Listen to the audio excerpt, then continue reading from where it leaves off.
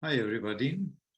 Today, I am going to talk about the article types, the scientific article types, which are used to derive evidence for clinical practice.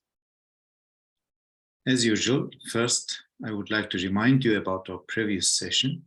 Last time, we discussed, among other things, the EBM5 pyramid, the evidence pyramid 5.0.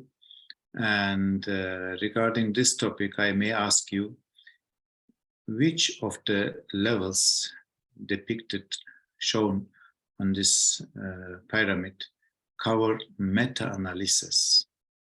Meta-analysis is one of the strongest ones, evidence type scientific research.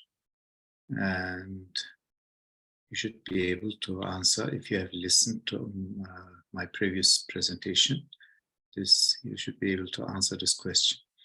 So if you have difficulties, please go back and have a look at that presentation.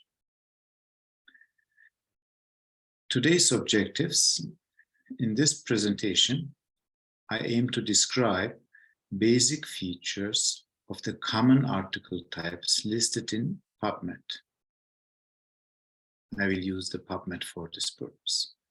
And my specific objectives are, among the many different scientific article types, at least the most commonly used 5, you should be able to name and describe.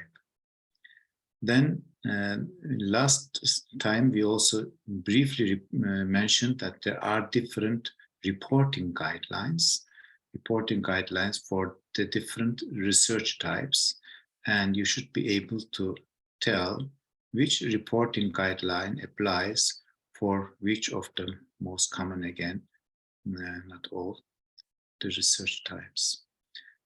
Then I will, in one slide, I will briefly mention about the number of scientific research regarding the different research types which are listed under PubMed, and you should be able to give an opinion or sort, put the most common research types in an order.